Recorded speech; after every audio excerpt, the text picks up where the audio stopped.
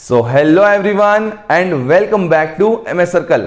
बच्चों, आज हम सीखने जा रहे हैं न्यूटन्स लॉज ऑफ मोशन, यानी कि न्यूटन की गति के 3 नियम। कितने नियम है ये? 3 नियम है। अच्छा, ये किसके ऊपर बेस्ड है? ये बेस्ड है मोशन के ऊपर, कि कोई ऑब्जेक्ट मोशन कर रहा है, घूम रहा है तो कब तक घूमता रहेगा, कोई ऑब्जेक्ट चल रहा है तो कब तक चलता रहेगा, कोई ऑब्जेक्ट रुका हुआ है तो कब तक रुका रहेगा। ये सारी बातें ये 3 रूल के अंदर आपको अच्छे से डिफाइन हो जाएगी। तो बिना समझ आए बच्चों, शुरू करते हैं आज का वीडियो।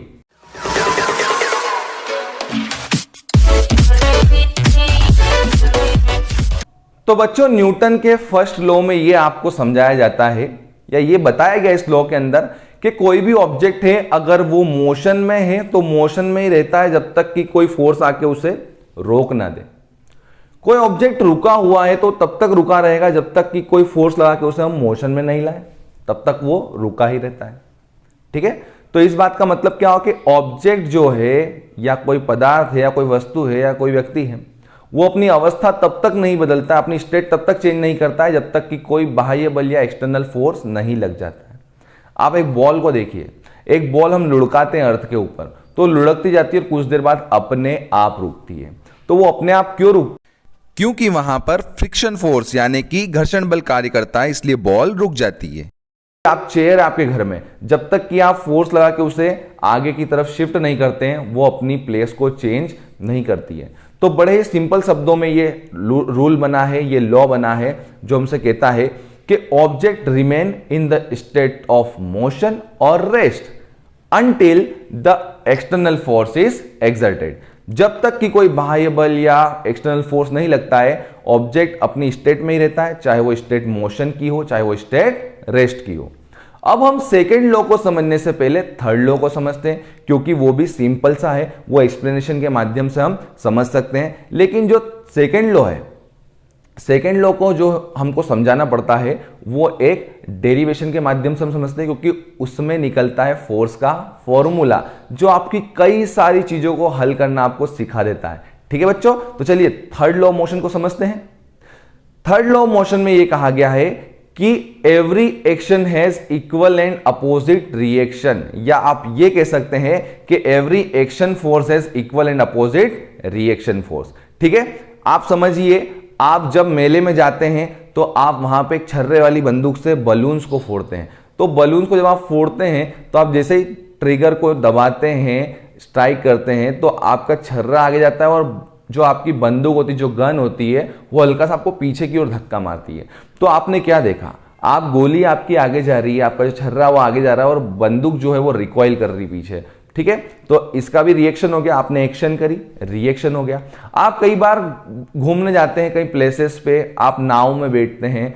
ठीक है, आप जब नाव से बाहर कदम रखते हैं तो आप देखिएगा आप आगे आते हो और नाव जो है वो हल्की सी पीछे की ओर जाती है।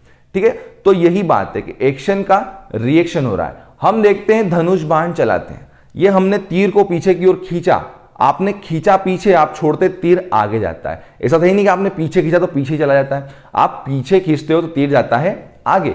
तो ये हो गया हमारा थर्ड लॉ ऑफ मोशन कि every action has equal and opposite reaction, या every action force has equal and opposite reaction force.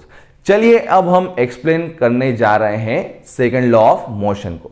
तो आइए बच्चों, हम समझते हैं सेकेंड लॉ ऑफ मोशन को, जिसमें कहा गया है कि जो फोर्स है is directly proportional to the rate of change in momentum। ठीक है, in the direction of force, उसी डायरेक्शन में होगा, फोर्स के डायरेक्शन में, जिस डायरेक्शन में फोर्स है मोमेंटम में चेंज भी उसी डायरेक्शन में होगा। ये आपको बताया गया है सेकेंड लॉ ऑफ मोशन में, कि जो फोर्स का डायरेक्शन है, किसी ऑब्जेक्ट पे कोई फोर्स लग रहा है तो उस फोर्स का जो डायरेक्शन है, तो उसके ऑब्जेक्ट के मोमेंटम में जो चेंज आ रहा है वो फोर्स के उसी डायरेक्शन में होगा। तो ये चेंज होता है समय के साथ में। आइए समझते हैं मोमेंटम क्या है। तो जब किसी ऑब्जेक्ट की वेलोसिटी को उसके मास के साथ प्रोडक्ट कर दिया जाता है तो जो नया रिजल्ट आता है उस रिजल्ट को हम बोलते हैं मोमेंटम। ठीक है, तो यहां पे मोमेंटम काम आ रहा है आपका इस लॉ के अंदर। तो आइए इस फॉर्मूले को मैं आपको डिराइव करना सिखाता हूं। तो इस क्वेश्चन या इस फॉर्मूले में कहा गया कि फोर्स इज डायरेक्टली प्रोपोर्शनल। हम फोर्स को कैपिटल एफ से बताएंगे। फोर्स प्रोपोर्शनल का साइन ये होता है, किसके प्रोपोर्शनल है? To the rate of change in momentum. अच्छा, rate of change in momentum, तो ऑब्जेक्ट अपनी प्लेस को बदलता है तो समय भी तो लगेगा उसमें कुछ ना कुछ। कितने समय में यहां से वहां गया, इतने सेकंड में यहां से वहां गया। तो rate of change in momentum का मतलब है कि जो भी चेंजेस आपको लिखना है वो समय के साथ लिखना है भाई। तो ये नीचे लिख दिया अपन ने टाइम, के इतने टाइम में चेंज होने वाला है, इसी को बोलते हैं रेट, कि कितने टाइम में कितना change. This is called rate of change. तो रेट ऑफ चेंज, चेंज हमेशा होता है माइनस से। बाद वाली वैल्यू को पहले वाली वैल्यू को माइनस करते हो तो आपको चेंज पता चलता है। तो ये बाद वाला मोमेंटम से पहले वाला मोमेंटम, आपने फोर्स लगाया तब क्या मोमेंटम था, और फोर्स कुछ समय तक लगाए रखा उसके बाद क्या मोमेंटम हो गया, वही तो चेंज हमको पता करना है उस गिवन टाइम के अंदर, कि कितने टाइम तक फोर्स लगाया और कितना चेंज आया है मोमेंटम में। तो बाद वाले मोमेंटम से पहले वाले मोमेंटम को हमने माइनस कर दिया। ये बनता है आपका force is directly proportional to the rate of change in momentum. ठीक है, कुछ नहीं करना है, मोमेंटम का फॉर्मूला है, वैल्यू रख दीजिए। ये P मतलब मोमेंटम, P2 मतलब बाद वाली वेलोसिटी के साथ जो मास का कॉम्बिनेशन, जो मल्टीप्लीकेशन है वो, तो उसके लिए हम mv लिखेंगे, माइनस पहले वाला मोमेंटम। तो इनिशियल वेलोसिटी के लिए हम u यूज करते हैं और फाइनल वेलोसिटी के लिए हम v यूज करते हैं। तो ये v का यूज हो चुका है, बाद वाली वेलोसिटी। अब पहले वाला जो मोमेंटम है उसमें पहले वाली वेलोसिटी का मल्टीप्लाई करना पड़ेगा। तो ये m u लिखा हमने अपॉन में t है। कुछ नहीं करना है, दोनों तरफ से m को कॉमन ले लीजिए। तो ये v बचा और यहां से क्या बचा, u बचा, दोनों जगह से m कॉमन होकर बाहर आ गया अपॉन में t। अच्छा, आप लोगों ने फॉर्मूला सीखा होगा v minus you upon T. मैंने प्रीवियस वीडियो में अपने बनाया था कि v minus you upon T क्या होता है, वो होता है एक्सेलरेशन। क्या होता है, एक्सेलरेशन। तो आप यहां पे देखेंगे कि f is directly proportional to m, और ये पूरी वैल्यू आपकी क्या बनती है, एक्सेलरेशन का फॉर्मूला है भैया। ये एक्सेलरेशन का फॉर्मूला है v minus you upon T. Acceleration को पूरा अच्छे से डिटेल में मैंने डिफाइन कर रखा है अपने प्रीवियस वीडियो में, जिसकी लिंक आपको डिस्क्रिप्शन में मिल जाएगी, वहां से देख के आप अच्छे से समझ सकते हैं।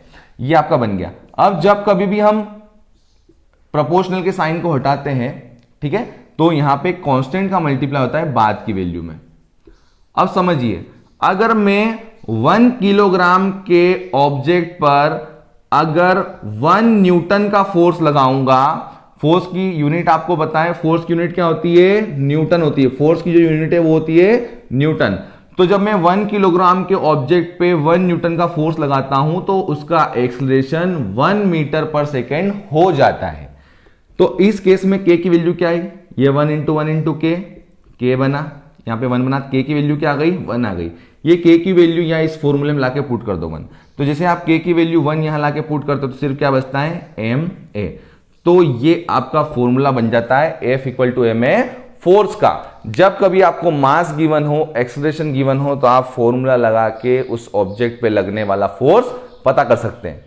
तो ये हमारे न्यूटन के तीनों मोशन के जो लॉ हैं वो आज कंप्लीट होते हैं। तो आशा करता हूं बच्चों आज का ये वीडियो आपको पसंद आया होगा, सारे रूल आपको समझ में आए होंगे। अगर वीडियो पसंद आया तो ज्यादा से ज्यादा अपने दोस्तों तक शेयर कीजिए, लाइक कीजिए, कमेंट कीजिए, सब्सक्राइब कीजिए और बेल आइकॉन पे प्रेस करना ना भूलिएगा, क्योंकि उसी से आपको मेरे लेटेस्ट वीडियो की अपडेट्स मिलती रहेगी। Thank you and have a nice day.